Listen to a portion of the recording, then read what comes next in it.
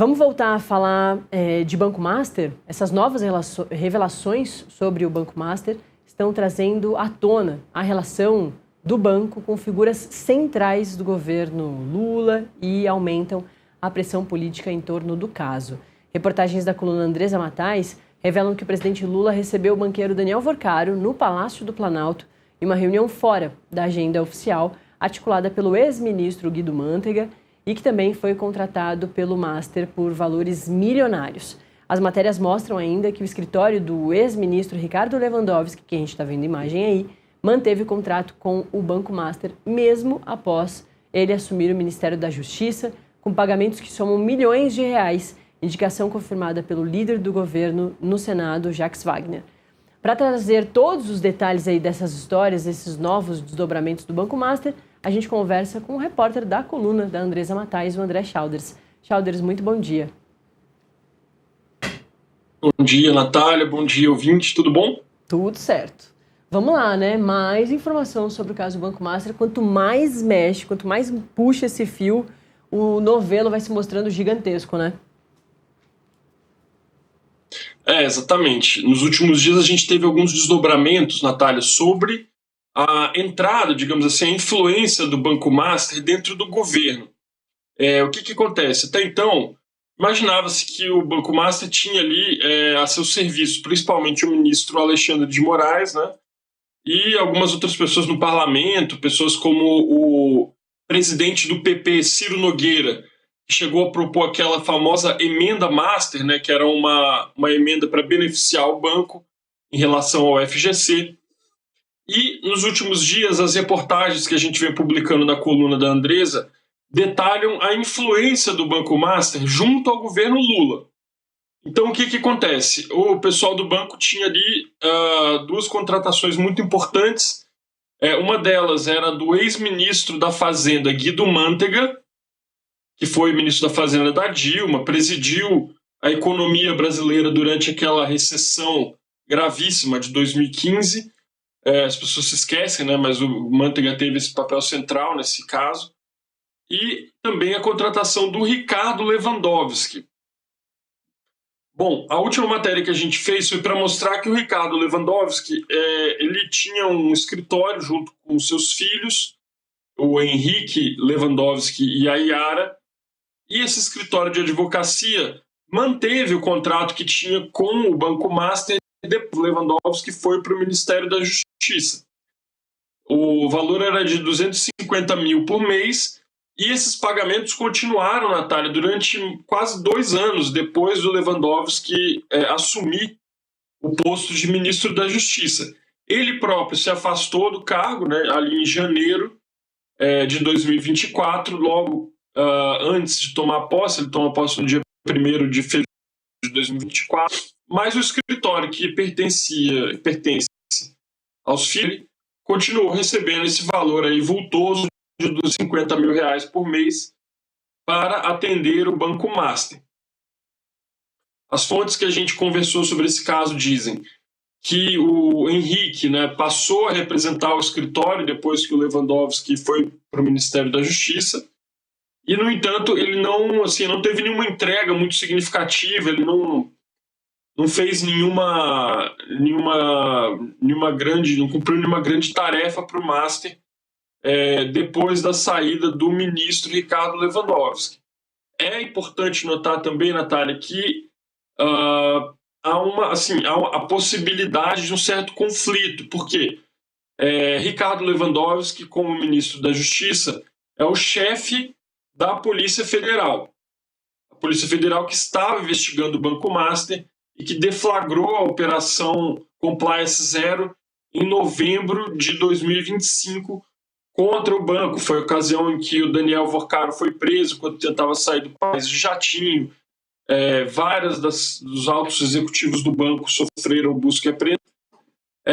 E todo esse trabalho estava acontecendo enquanto o ministro que comandava a PF tinha um escritório em sua família recebendo dinheiro desse banco. Esses pagamentos continuaram pelo menos até setembro de 2025. E em novembro de 2025, 2 meses depois, foi deflagrada a operação. também é de se questionar se a saída abrupta do Ricardo Lewandowski do Ministério da Justiça em janeiro desse ano não teria algo possivelmente a ver com esses pagamentos, né?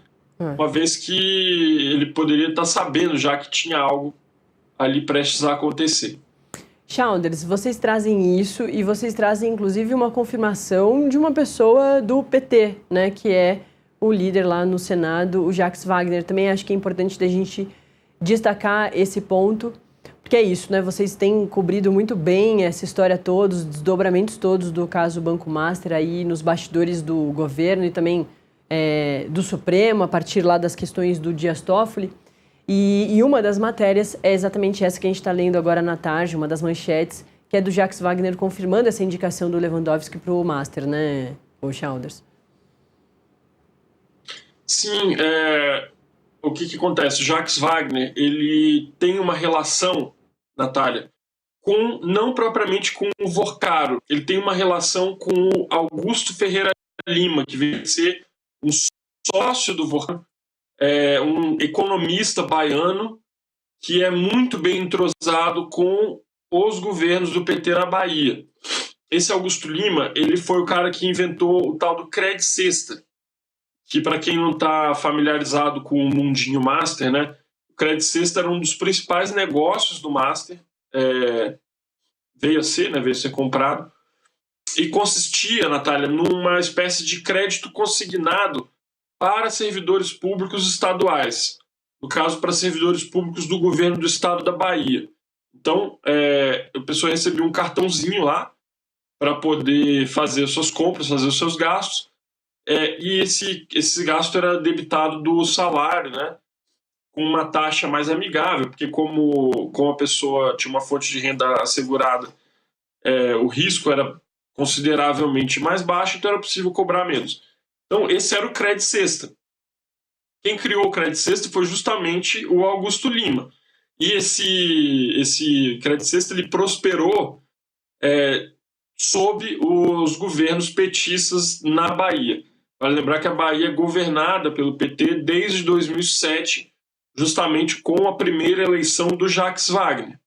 Então a gente perguntou para o Jacques Wagner sobre a indicação do Ricardo Lewandowski e ele confirmou que foi procurado por uma pessoa, foi procurado pela direção do banco, fecha aspas, do Banco Master, e lembrou-se de Ricardo Lewandowski como um bom jurista que poderia atender ao banco. Né? Então foi isso que ele disse para a gente.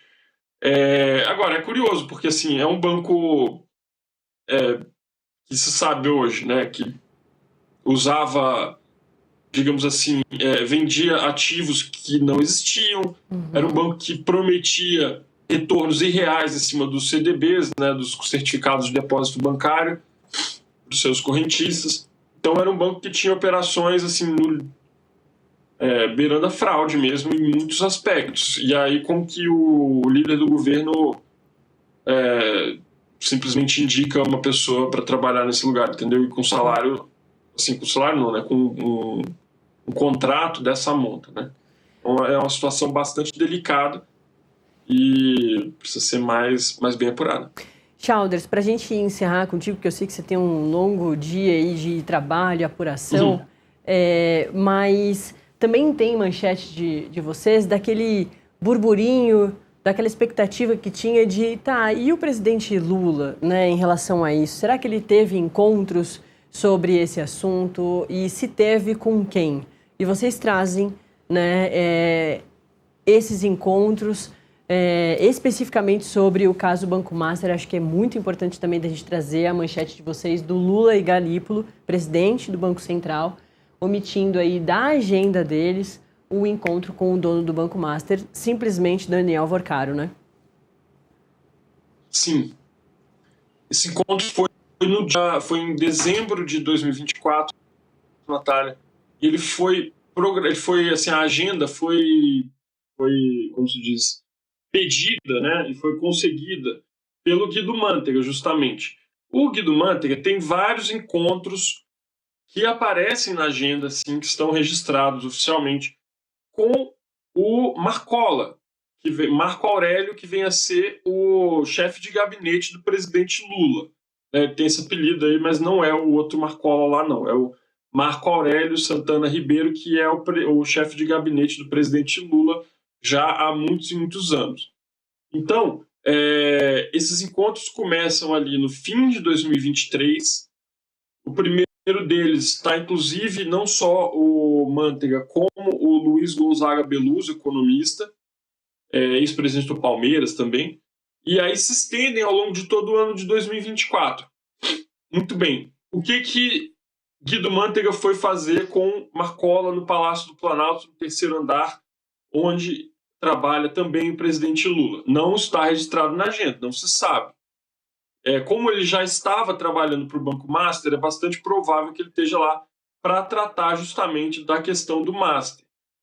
E aí, por fim, culmina com esse encontro em dezembro de 24, no qual o próprio Lula participa junto com o então indicado à presidência do Banco Central, Gabriel Galípolo, o próprio Manteiga, o ministro de Minas e Energia, Daniel Silveira, que é de Minas também, né, assim como o Vorcaro, e esse encontro não está registrado. Quer dizer, Natália, às vezes a gente tem que frisar porque não necessariamente as pessoas entendem a gravidade disso. Mas o presidente da República, ele precisa obedecer a uma régua de transparência e de republicanismo mais alta do que outros agentes públicos. É diferente o presidente da República fazer uma reunião fora da agenda e o diretor de uma subsecretaria qualquer de um governo estadual fazer essa reunião fora da agenda. Então, assim, em outros países, a gente já teve casos de presidentes da República que sofreram impeachment por usar, ou foram ameaçados de impeachment, por usar e-mail pessoal para fazer, para tratar de demandas de trabalho. E por quê? Porque o e-mail pessoal não fica registrado. A própria Hillary Clinton foi acusada, uma época disso, sofreu uma investigação pelo mero fato de ter usado um e-mail pessoal que não deixa o mesmo tipo de registro que o e-mail oficial dela. Imagine uma reunião dessa importância não ser registrada, né? O Sakamoto, o nosso colega Sakamoto no UOL, fez uma coluna ontem sobre esse assunto, frisando justamente a importância de você ter registros, né? Não é possível você ter uma democracia de alta qualidade sem você ter esse tipo de registro, de accountability, de transparência da parte da principal autoridade do país, né, que vem a ser o presidente. Perfeito, informações completas da coluna da Andresa Matais, com as apurações do André Chalders, também repórter da coluna. André, muito obrigada, viu? A gente se encontra aqui na redação daqui a pouquinho e um ótimo trabalho. O Chalders com certeza volta também na programação aqui do Metrópolis TV, do nosso canal no YouTube. Valeu, bom dia. Obrigado, Natália, bom dia. Tchau, tchau. Tchau, tchau. Bom,